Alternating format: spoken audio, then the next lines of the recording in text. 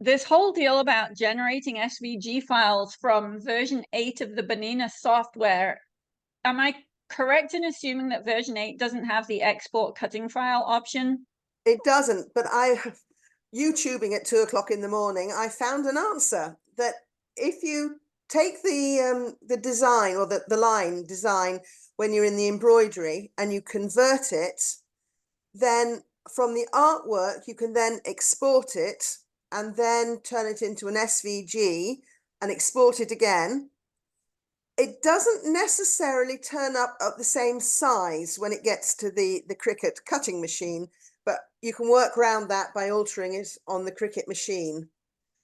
So that's what I found. I saw on the version 9 that it's a lot easier, but the cost to upgrade from version 8 to version 9 at the moment is about £600. Oh, wow. Yeah. So I was going to tell you the exact same thing, but I can give you a little tip here about how to ensure that you've got the correct size. Okay. Cricut has had a history of doing all kinds of weird and wonderful things to the size of SVG files when you import them. So it's important to have something that you know the absolute size of before you do anything. So let me share my screen and we will have a little play here. Let's get rid of that. Okay, can you see my screen? I can, yes. Okay, so I've got a document open. I'm in Banina embroidery software. I'm actually in version 9. Yeah. Because I don't have version 8, but I think it should work. So we're going, if you are going to do this, then create your design and then make a copy of it. Okay. Okay. Don't try doing this with the actual design because you have the potential to lose stuff. So let's say, okay, first off, we need to start with a closed shape. So there's our closed shape. And if it's an applique, then it's going to be an outline, right? I would put a box with a very specific size around the outside of it, also as a single line. Now, do you work in inches or do you work in millimeters? I can work in either. Okay, we're gonna shoot for inches here. At least we will do just as soon as I can figure out where we are going. Okay, we're going to switch to inches there. So if you make sure that this guy, and I always like to have stuff in the center, let's make it a 5-inch square. So whatever happens, you know that that is a 5-inch square, okay? Yes. So now you can do this Control A to select all, and you're going to do convert. If you do file, does it have a convert thing here? There's a convert logo at the top that I use. Yeah, it doesn't, it's not on a menu, but you use the convert that logo. Yes. Yeah, and you want to convert vector. It doesn't give you that option, it just converts it. Okay, good to know.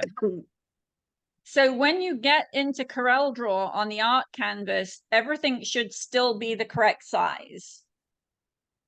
So you can see that that is still a 5-inch square. If you select all and export, you should be able to select SVG from your list here. Yes. Okay.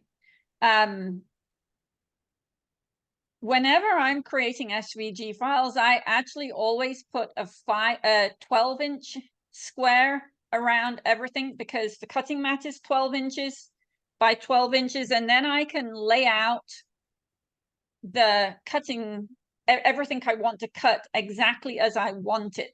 That's what I tried to do, but when it came up on the Cricut, it was 13 point something inches wide and 11 point something deep, although it had started off as a 12 by 12. Well, let's actually figure this out just a second. We're going to make that 12 by 12 and we'll center it. So there is the 12 by 12. Whoops. Let's put that behind so that we can pick this guy up and pop it in the corner. If we actually export that, we'll pop it on the desktop. We'll call it a test zoom, and we want that to be an SVG.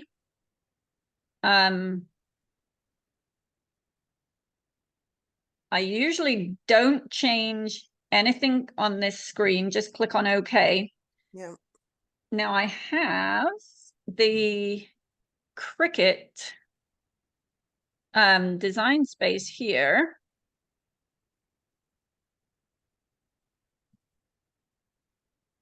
Of course it wants to download an update. Okay. Fortunately, it's a fast one.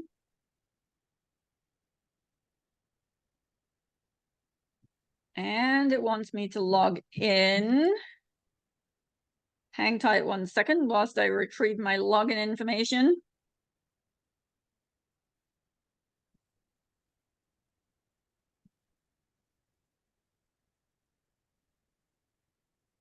And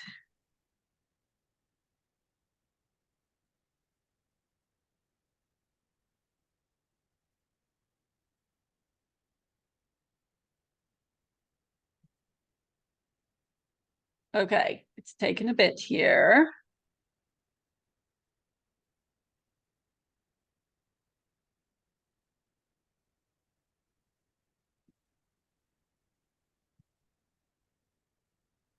Doesn't usually take this long.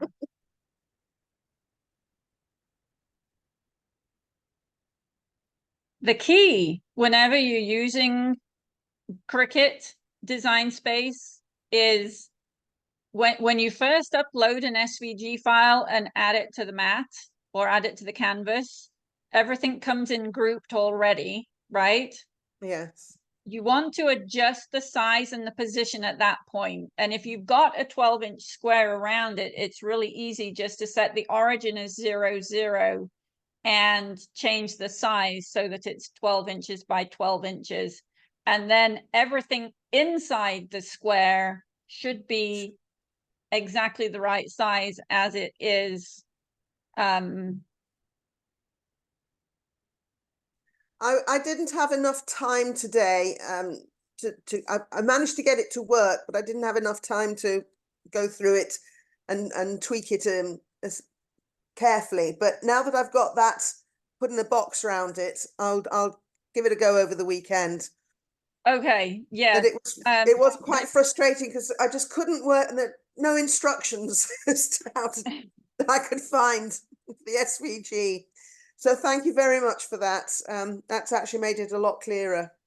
You're welcome. Yeah, Cricut Design Workspace is currently still spinning here. But yeah, when you bring everything in, it should already be grouped. You can always do a Control-A to select all in case it isn't. And then you can reposition it up to 0, 0 and set the width and height to be 12 by 12. And then it should all work, fingers crossed. And then everything within that, yeah, you have to make sure that everything else is kind of within that box. And then you should be able to guarantee that the size is exactly as it should be. Lovely. Thanks very much. You are so welcome.